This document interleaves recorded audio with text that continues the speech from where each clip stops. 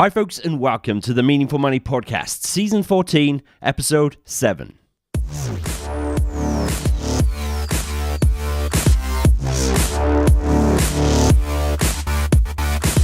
This is the podcast dedicated to helping you put your finances in order. My name is Pete Matthew, and I'm going to be sharing with you everything you need to know and everything you need to do to secure your financial future. I'm here to help you make sense of money.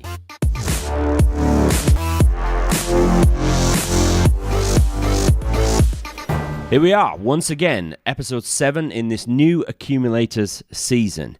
Now, of all the influencing factors that will determine the success or otherwise of your wealth building, your own behavior is the biggest deal of them all.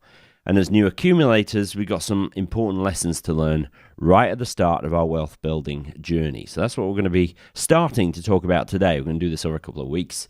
So after we've done today's session, obviously I'll talk about what we're going to be discussing next time, read a review as usual. But before any of that, remember, this podcast is brought to you with the help of my friends at 7 Investment Management, the continuing help, because they've been helping me out here since the spring of 2011, which is a long time. All right, it's a lot of support, and I'm really grateful to them. Could not have built this to what it is without them. So please do check out what they're up to. They're at 7im.co.uk. Also, don't forget the Meaningful Money branded self-investment platform that they've built. That's meaningfulmoney.tv/podcastinvest for more information about that. Okay, yeah, we need to talk about behavior, folks. Many of you who are listening to this also listen to my good friend Andy Hart's excellent Maven Money podcast. Now, the opening line of his show every week says that the show will help you behave your way to wealth and not to misbehave your way to poverty. Now, I want to do a little bit of that myself, not treading on his toes, but both this week and next week when I've got a very special interview for you. So let's dive into this very, very important subject. As ever, remember, all the notes and links, they're at the show notes, which is the only link you need to remember as we go through this. meaningfulmoney.tv/NA7 for new accumulators episode 7. meaningfulmoney.tv/NA7. Let's have a look at what you need to know first. Okay. Now, the study of how we behave relative to money is called behavioural finance. Sometimes behavioural economics, all that sort of stuff. They're related disciplines, really. The best definition I have found for this is from Investopedia. And it says this: behavioural finance is a relatively new field. It's probably a little while ago, actually, since I picked up this definition, but it's still relatively new in the grand scheme of things. So behavioral finance is a relatively new field that seeks to combine behavioral and cognitive psychological theory with conventional economics and finance to provide explanations for why people make irrational financial decisions. Money and psychology makes sense. Money is a deeply emotive subject. It impacts our brains in a way like few other things. So it's important. And the discipline of blending money and psychology is increasingly popular, for want of a better word. So I've dealt with it before, on and off, really. I did a season on it back in Season 3, September 2016. I also did a session in June last year as part of the First Principles season, which was Season 10. You know, whenever I go back over the archives, actually, looking for when I talked about something last, I realise what a shed load of work this has been. Hope you're worth it, though. Hope you agree it's worth it, rather. Now, we bring a whole load of preconceptions, biases, assumptions, behaviours, basically, to the table whenever we invest, whenever we do anything with our money. So much so that all the information in the world about how to invest correctly can be rendered completely useless by our own behavior. So even though we know what to do, what we actually do is really what counts. So I'm going to go into quite a bit more detail with my guest next week, more of which later, on some of these kind of preconceived biases and behaviors. But here's a kind of flavor of the sorts of things that we can be prone to. So as we go through these, just see if you identify yourself in any of these. So the first is confirmation bias. And this is where we resort to preconceived ideas whenever we encounter something new. So an investor suffering from confirmation bias will generally go out of their way to look for information that confirms his or her previously conceived position. So we tend to pay more attention to information that supports our own opinions and sideline information that challenges them.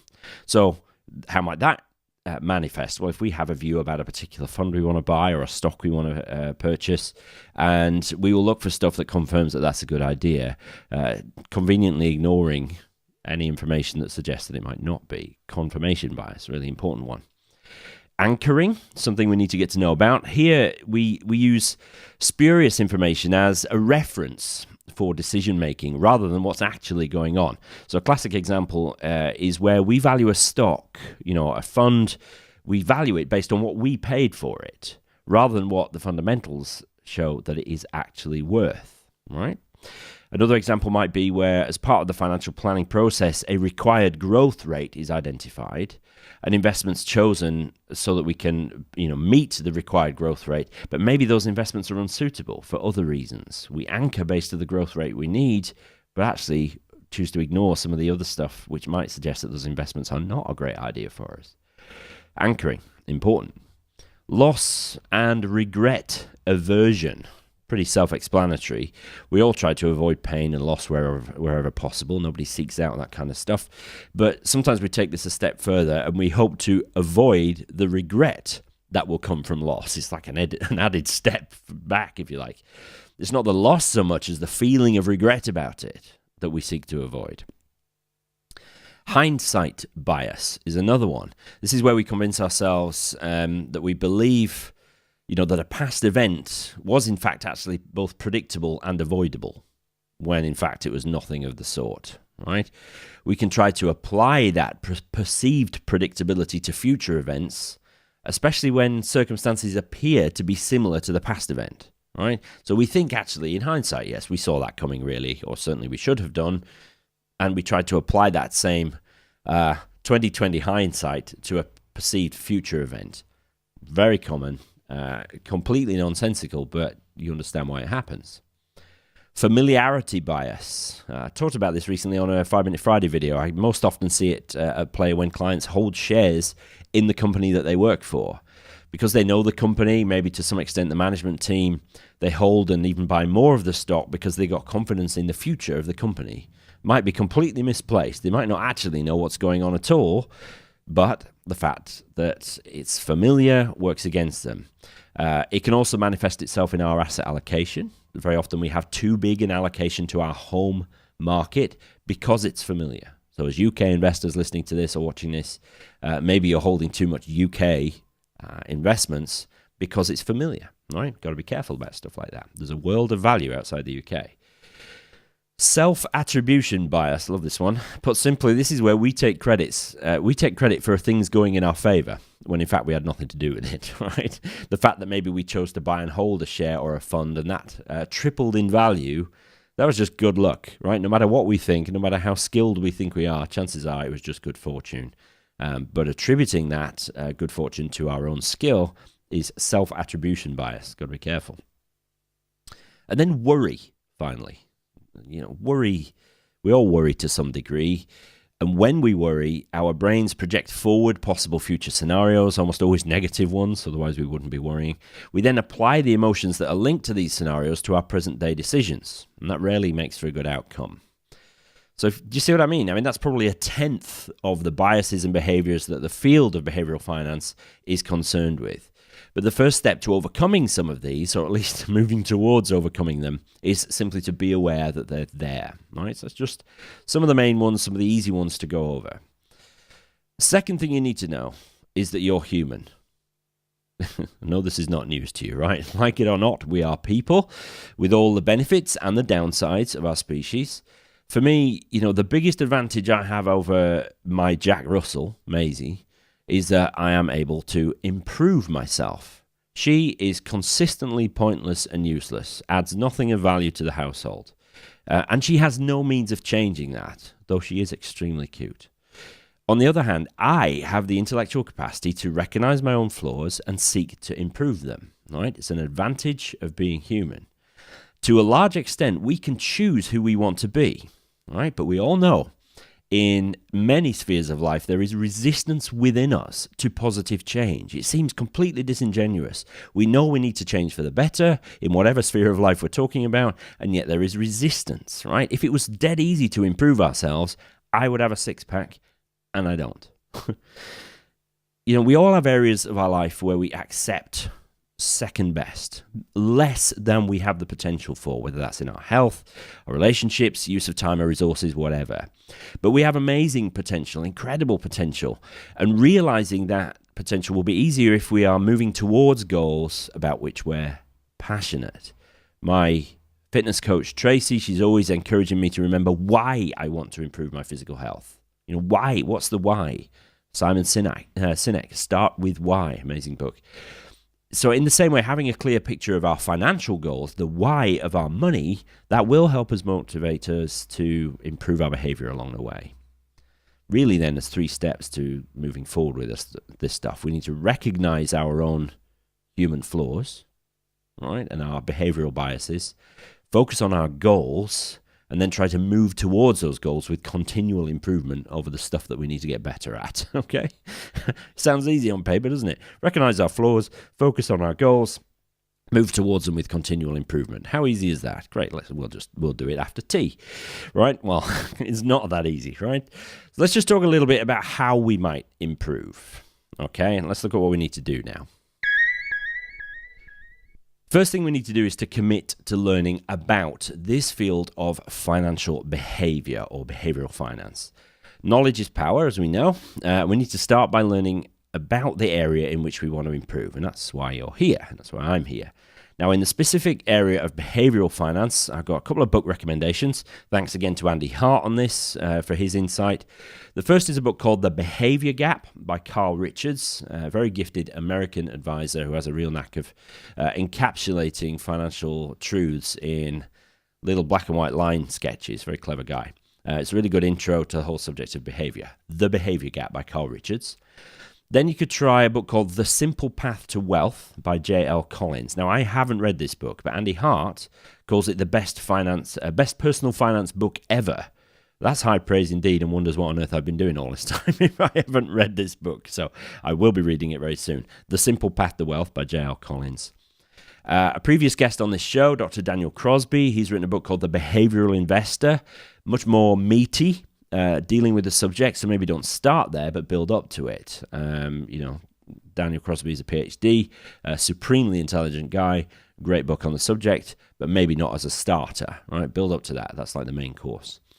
Obviously, Andy's podcast, Maven Money, that's a great source of info and inspiration on behavioral finance. And stay tuned to my conversation with my friend Neil Bage coming next week in episode 8. So we need to commit to learning about this stuff. It's the first thing we need to do, and then crack on. Second thing we need to do is to get to know ourselves. Now, while it's good to have an understanding of the concepts behind behavioral finance, it is better and certainly more practical to have an understanding of oneself. Now, I am not a psychologist, folks, okay? So if there are any of you excellent psychology professionals listening, try not to judge me too hard in this, right? But I think it's essential to take the time to get to know our own responses to different situations. The problem is that we're really good at deceiving ourselves. I know I am. So there's a kind of abstract, theoretical part to this, and then there's a practical, hands-on part to it as well. All right, let me explain. For example, when markets are riding high, right, nicely buoyant, every time you log into your investment account, you see that it's increased in value. All right, now if I ask you at that point, how would you react to a 20% drop in the value of your money right now? Well, you're going to be dealing largely in the theoretical arena because things are doing well. Chances are you'll be fairly sanguine about the possibility because right now it's only a possibility. We're in the world of theory.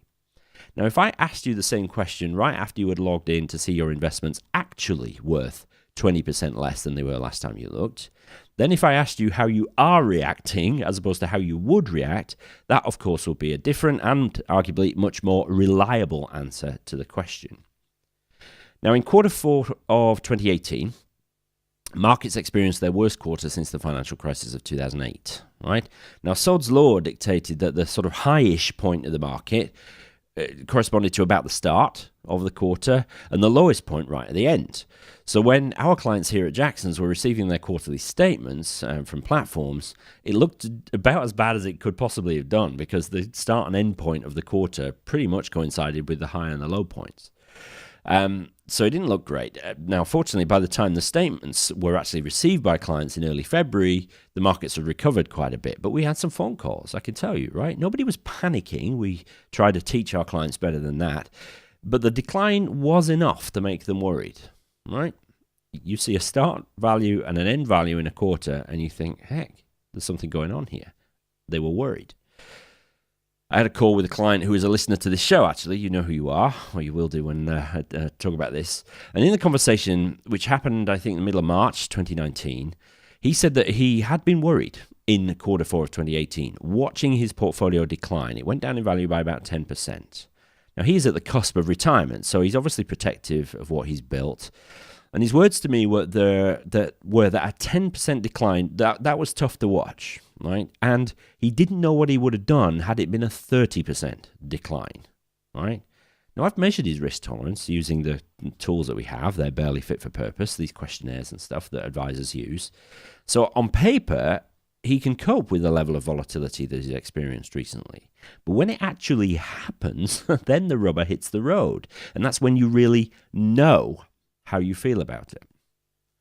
So how do we navigate this? Do we all head off to Vegas with our pension funds and just punt some of it just as an experiment in behavioral finance? Well, of course not. But as this season is dedicated to new accumulators, those starting out on the journey of wealth building, it's going to be kind of hard to move into the realm of practicality just yet. You people probably haven't invested much, if anything, before. And certainly you don't remember what it was like in 2008. It's been a very long time since we've had a proper market kicking, real, prolonged decline. It'll happen eventually. And so we don't know. We're in the realms of theory, not practicality right now. So all we can really do is some thought experiments, really. My guest next week, Neil Bage, he'll be launching a free app soon, which will help with all this behavioral stuff. Everyone will be able to get their own risk tolerance and behavioral score, and that's going to be very cool. We'll talk more about that in due course. But before that, maybe just some questions you can ask yourself. It's just a start, right? The first one is, do I have enough set aside so that I can largely ignore my investments? There is a reason I bang on about an emergency fund as a kind of life buffer. If you know you have cash put aside for pretty much anything that you're likely to need in the short term, then the day-to-day ups and downs of your investments, they recede in importance, right? Taking this to the extreme, I have a client who keeps £250,000, I kid you not, in their current account, right? That is financial lunacy by any measure. But what it means is that the other £250,000 she has liquid, apart from her property, she invests that, and she pushes the risk a little bit because she's investing it for her family, primarily. Yes, she may need it if she needs long-term care in the future. She's fairly elderly. But, the fact that she doesn't worry about her investments is predicated on the fact that she's got all this money in the bank, where she knows it's there when she needs it. So that's a little bit extreme, but the point is the same. Do I have enough put aside so that I don't need to worry about the day-to-day movements of my investments, right? The emergency fund isn't just a practical thing, it's a behavioural thing. Second question, if I have £5,000 invested and I see it turn into £4,000, how will I feel? Again, entirely theoretical, but worth considering. Try to imagine opening a statement in the post a year after you've invested and your fund is worth £1,000 less than it was at the start. If those numbers aren't big enough for you, by the way, maybe your specific situation, perhaps you're a higher earner, but still just getting started on investment, well, multiply them by 10. How would you feel if a £50,000 investment became £40,000? Bear in mind the previous question. You don't need access to this money. It's still your money, though. How would you react? Really hard. You have to try and sort of really imagine this, right? It's more than an abstract thought experiment. You need to almost sort of put yourself in that position mentally, right? Not easy to do. Third question. If I can't access my pension for another 30 odd years and I see its value fall from one year to the next, will I adjust my investment approach? Will I try to adjust how I am invested because of what's going on.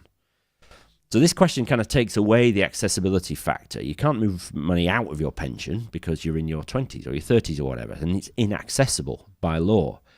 But will a sharp decline in the value of your fund make you reassess your investment approach? Maybe dial down the risk, quote, until things get a bit more stable. I've heard that many times over the years. They never get more stable, not really. Obviously, we're going to keep adding to these questions and thoughts. And actually, by the time this goes out, I'll have dedicated some 5-Minute Friday videos to it. So check those out if you haven't already. Of course, if you've got money invested already and you've seen it decline, then you do have an advantage over those who don't, because you now have the beginnings of a practical understanding of how you behave around investment volatility. So, lots more to go into as we go through, and particularly into next season. Third, build a framework. Now, if you've listened to my conversation with Greg Davis, PhD, from May 2015, you'll know that he talks about building a framework to help you make good decisions. Again, the videos are going to add some context here, but there just is a couple of examples for you. So in these days of instantly available platforms via apps on our phone, we can check the value of our portfolio whenever we want. Some people have even admitted to me checking the value of their funds multiple times throughout the day, which is especially weird because probably they're investing in funds which were only priced once a day. So the value will literally only change at the end of each day, but they still check in multiple times throughout the day. That's bonkers. But if you're investing, as you should be, for several years, why check the values every day? It's a irrelevantly short timescale. The answer is probably because it becomes a habit. It's like a tick. We get used to checking in. You know, we wake up, we check our email, Facebook, Instagram, Twitter, and the value of our portfolio. Right? It just becomes one of the things that we do. Maybe that's just me. It's not, actually. Checking the values of your investments too frequently is a bad idea. It leads potentially to bad behavior. So take the app off your phone. Just delete it.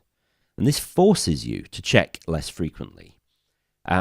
You know, maybe you got to fire up your laptop now to check the value of your investments. And that means you're less likely to do it because it's a bit more of a hassle. It's a bit of an old laptop. You got to wait for it to boot up, all that sort of stuff. But it means you're less likely to do something daft because the markets happened to tank the previous day, right? You have put in place a framework by deleting the app off your phone and making it a little less accessible. That is a framework for nudging you towards good or at least better behavior. Make sense? Another framework you can build in is maybe a reflection period before you make any decisions regarding your investments. So if you're prone to sort of jumping on your platform to make some changes, we'll just dial from, life strategy 80 down to 40 for a bit while the markets are a bit wobbly. If that's you, and you do it after you've read something or you've watched something which has maybe a negative outlook for markets, then decide that you will always wait at least 24 hours, ideally 48 hours, before making any judgment on things or any movements in your investment approach. As a minimum, sleep on the decision and see how you feel in the morning. Now, as you know, I'm of the view that you should rarely, if ever, change your investments, right? Set them and forget them. Easier said than done, I know. Don't make financial decisions after a bottle of wine. Only make fund switches on the weekend. These are the kinds of frameworks you can use that you can build for yourself to nudge yourself towards better behavior. Of course, you've got to stick to them then. So build a framework. More on that to come as we go forward and into next season particularly. Last thing we need to do is really a don't. Don't ever get comfortable, right? One of the biases that I talked about earlier is confirmation bias, this tendency to seek out information that confirms our own fiercely held points of view rather than challenging them. Don't let that be you. Instead, make a point of actively challenging your own beliefs. I think we need to cultivate humility when it comes to money. Money is a much bigger thing than we can ever imagine. Markets are fundamentally unknowable, right? You do not have an angle, which others incredibly just haven't found out about yet. You are not a uniquely gifted investor. Humility then, coupled with a drive to improve ourselves, that's a really powerful thing, right? So we just need to not get comfortable with where we are. The second that we settle for our current level of understanding, something is going to come and test us, right? One of the wisest things that I've ever had said to me was from a pastor at my church when I was newly married. And he was teaching that it takes work to stick at a marriage for 50 odd years or more, right? And that temptation, in this context, infidelity, something that would destroy a marriage, that temptation is always present to a greater or lesser extent. And it can easily be easy to say, well, look, I'll never be tempted by infidelity. I love my wife. I'm never going to be tempted that way. It's just as easy to say that as I'll never switch my investments when the markets are rocky. I'll never do that. I'm far too smart and intelligent to do that. Well, my pastor's words to me were, an unguarded strength is a double weakness. In other words, wherever you think you are strong, and maybe even say that you are strong, I won't be fall prey to that. I won't be tempted by that. Well, in those points, those are where you don't feel the need to shore up your defenses, and hence by definition, those are the weak points, actually, and that's where trouble will strike. Easily my favorite book of the last 10 years is called Ego is the Enemy by Ryan Holiday. All right, I'm committed to reading it every year for the rest of my life. Once a year for the rest of my life. It's that good, right? There's an Amazon affiliate link if you want to send a few pennies my way, right? That's in the show notes. It's filled with short chapters of times in history where key players, or the ego of key players, led them to make sometimes catastrophic mistakes, losing battles, making huge impacts on the economy, things like that. And then other examples where an ego which was held in check led to a really good outcome. I really cannot recommend this book highly enough. It's an easy read. Audiobook is fantastic, actually. It's a good bog book, as we say in my house. Good book to keep near the loo because chapters are really short. I'll leave that there. So definitely check that out. Don't ever get comfortable, folks. I think if we can understand our own limitations and stay humble, if we then pursue greater knowledge on this extremely important subject, and then commit to a lifetime of learning, not settling, not getting comfortable, it'll take a lifetime, right? So we need to just accept that, realize we're going to make mistakes on the way and accept those too, but commit to learning from them and commit to self-improvement for the rest of our lives. That is really, those decisions and those mindsets are the key really to improving our behavior around money. All right, it's a massive subject, more than I can ever deal with in a single episode here, or even a whole season. I've tried to do that in season 3. But I'll keep coming back to it because it's really, really important. And remember the books and Andy's podcast as well that I mentioned earlier on, okay? I'll come back to what we're talking about next week in a minute. Podcast review from Carl_Johnston. Thank you, Carl. He says, my most recommended podcast. Love that. When friends, colleagues ask if I have any recommendations for podcasts to listen to, this is always my first recommendation. Pete breaks down the complex and most confusing financial topics so they are easy to understand and follow. Keep up the good work. Carl, thank you so much. Really appreciate that. If you want to leave me a review, if you're an Apple persuaded person, then meaningfulmoney.tv/iTunes is a great place to go. But wherever you're listening to this, if you have the opportunity to leave a review, leave a 5-star rating or whatever, please do that because it keeps me near the top of the rankings and enables people to find out more about the show. Okay? Probably by the time you listen to this, I may be tempting fate here, but I will have had the first ever 6-figure download month of the podcast. It's getting big, folks, and it's down to your support, and I'm super grateful, so thank you. Don't forget, I'm going to be doing a Q&A session to round off this season, as usual.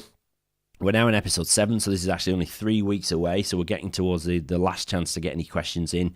Season 14 at meaningfulmoney.tv is the place to send your questions, or if you're in the Facebook group, that's a great place to go as well, meaningfulmoney.tv/community for that.